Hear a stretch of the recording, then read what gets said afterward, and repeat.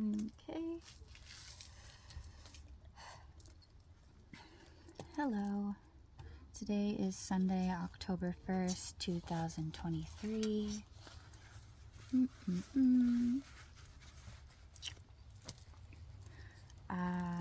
I guess I have a lot of spiritual messages today that don't really even have to do with cards, though I'm going to be using the Divine Portal deck. This is the only deck I've bought on YouTube from a YouTube artist. She's Divine Portal Tarot, I believe. One of the first tarot readers I started watching too, like a year or two ago. Spiritual messages though. I have movies, a lot of songs, and some books. I have first the Treasure Planet movie, and if you've ever watched it, Jimmy, his middle name is Pleiades,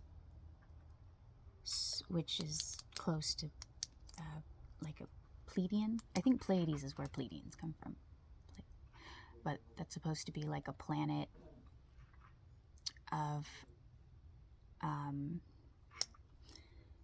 I haven't really researched it much, but there are different types of aliens like Greys and Pleiadians. I can't remember the other ones, but Pleiadians usually are really compassionate people that care a lot about other people, even almost like to a fault, to their own detriment. And that's seen a lot with Jimmy in that movie. He's like constantly, like, he's just like not in a great place at the start of life, and like he kind of got like not a great reputation. Was brought in by 2 robot cops to his mom, and then went off and got a job to go sailing. And I forgot how he came across this map. I guess it's just like he had some innate ability to be able to tap into this map that allowed everyone else around him to be able to find like a ginormous amount of treasure. And he's super sweet, and really it became apparent that everyone was only keeping him around because he was able to let them access that map. Without him, they couldn't. So, in a way, they were just using him the whole movie. There were a few pirates, though. One pirate kind of got a soft spot for him. What was his name? Oh, shoot. I don't remember, but he was a cyborg, and he had a robot eye on his right eye.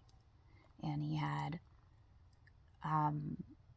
robot mechanics on the right side of his body. And Jimmy was asking him too. He's like, how'd you get those? And he like didn't want to say. He just said that like some things that you want, some dreams you gotta sacrifice a few things for. Honestly, I think it was kind of like, I talk about this a lot in my videos, but I think that was alluding a lot to chaos magic. Also, I was eating a stew that was just made for me, and then in that movie, if anyone remembers the scene where this turtle with a treasure chest that's super old and comes out of a portal tells Jimmy, watch out for the cyborg, and then the cyborg serves him an Irish stew, and an eyeball pops out of the stew while Jimmy's looking into it. And then there's a doctor there that's just like being really nonchalant about the fact that there's eyeballs in the soup. Yeah. Those are some of the, bigger things. And even by the end of the movie, like, even though Jimmy knew that he was being used, kind of, and really, like, even expressed that he didn't like how he was being treated by a lot of people, he still basically helped everyone until the end. The cyborg ended up saving Jimmy, and actually like were relinquishing. He almost was going to jump on a boat with a bunch of gold and he decided not to. So I guess that's just a spiritual message to be careful with the people around you. If that character Jiminy resonates at all with for you, maybe just be careful of the energies you're exchanging and make sure people are around you because they actually want to be. Try to analyze your friends closely and cut out the ones that are actually just frenemies. But I've never watched Treasure Planet, and that was being popped into my head like all week this week, and then I finally watched it and it was like much more relevant than I thought it was going to be. And I got like 200 messages while watching the movie. So I almost like, I guess I can't because it would be like copyright, but I would love to just be able to do a voiceover on a movie and point out all of the spiritual messages I see because, yeah, 200 in like one movie's a lot. Another movie I also watched this week, one I super resonated with as a kid when it first came out. And all of these roles, like the actor the actor Brenda Song, well, she plays a character in this Wendy Wu movie where she's like the last warrior. She's like this reincarnation that doesn't know about her past lives. She's in this Chinese American family, and a monk is sent towards her to help her that knew her in a past life too, and she's just like trying to focus on homecoming and like all of these 3D like issues and events, and this monk shows up and she's like, I don't need this medallion of protection, I'm fine. So I don't know, maybe wearing more black jewelry is a message. A mentor or guru might be coming into your life if you've ever resonated with the movie Wendy Wu. And then it was interesting because there's like this demon called Han Lo, or Yan Lo, that reincarnates like every 90 years or something. So it's like reincarnates the same as like how long it takes for a human to live. So I guess every time Brenda Song's character Wendy Wu reincarnates, basically so does Yan Lo's, and every time the monk dies to sacrifice himself to save Wendy Wu.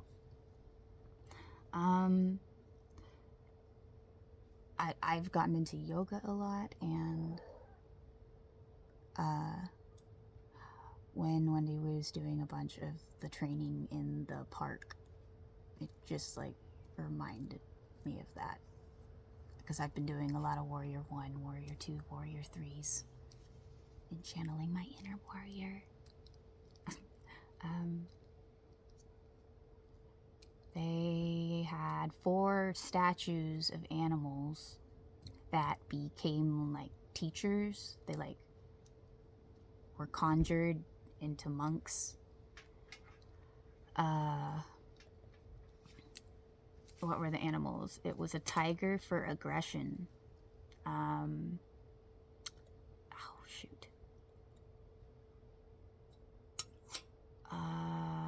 A crane for balance, a snake for flexibility, and shoot, what was the other animal?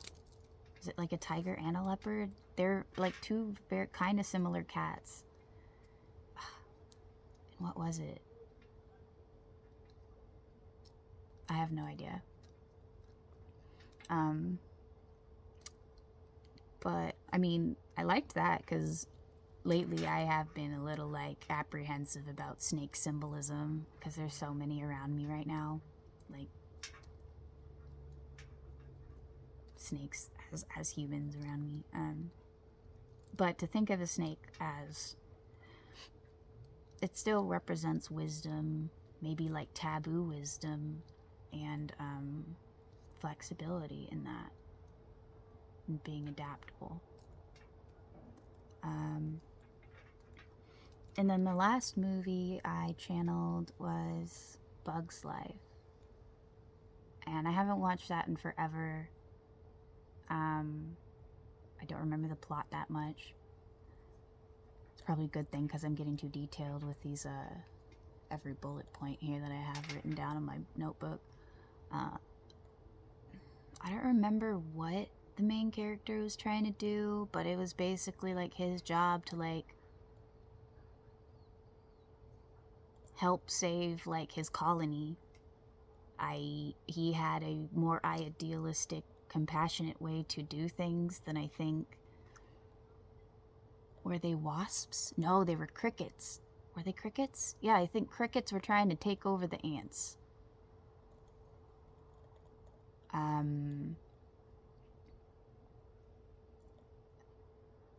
And they basically just wanted to like take advantage of the ants' resources and them being really hard workers and like, yeah. I don't remember.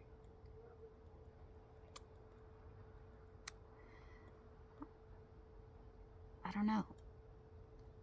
I remember at one point he grabbed like a leaf and he rolled it up, and then he grabbed like a little water drop, like a dewdrop, and he put the dewdrop in the leaf and was able to use it as a telescope. And I don't know, I guess a message to like literally use the actual elements of the earth to manifest getting more clarity. Yeah, use the earth, use the water, use fire, and use the wind. It all helps. When I started doing like manifestations, I thought that I always had to like go get this specific ingredient, like, or you can't do the spell or manifestation, but like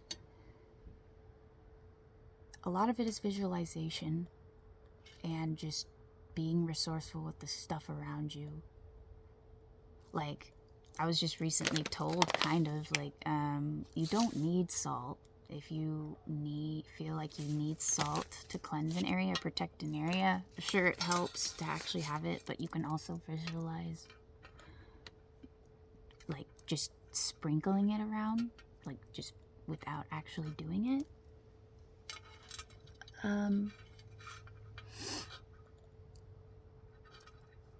And so that's a message there.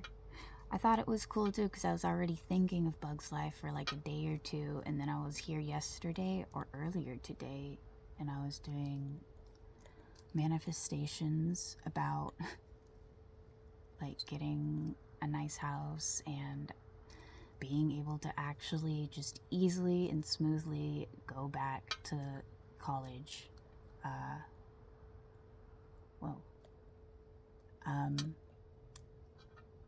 And then like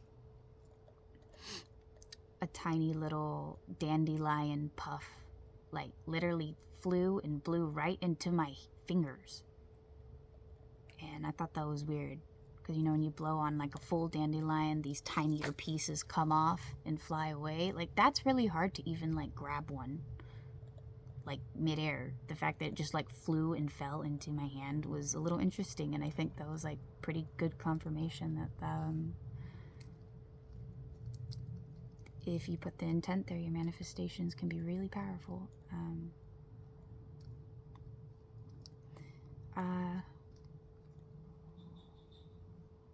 I get the image of like when the bugs are like trying to jump like across these large cracks in the ground. When I was a kid, I didn't know why the floor was like that, but I guess that's what happens when you're like in a very clay-like desert, and then like it rains and then it dries up. It looks interesting, and that's what it looked like in the Bug's Life movie. Maybe just hydrate. And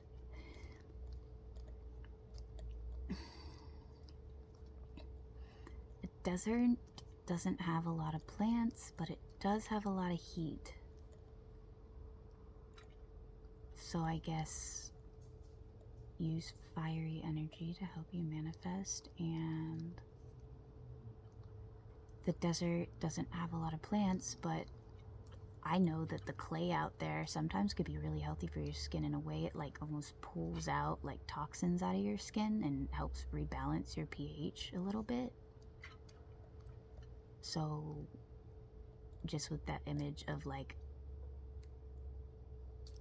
yeah, that dirt floor, hydrate,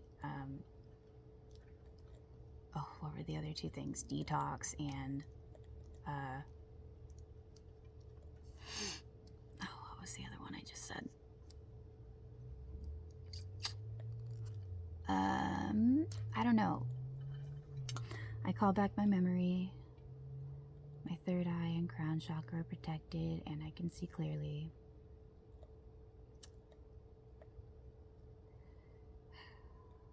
Anyone trying to mess with my memory or mess with my spiritual messages only makes my intuition and memory and spiritual messages stronger.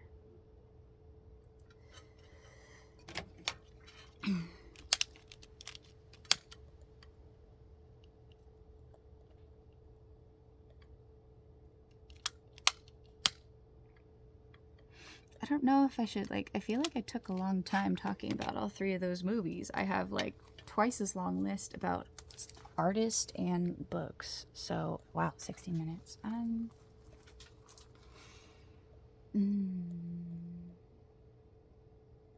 Yeah, if I keep speaking, like, it could get convoluted having too many spiritual messages. I mean, they all kind of are connected, but I will just say these are spiritual messages from movies in the past few days. Thank you.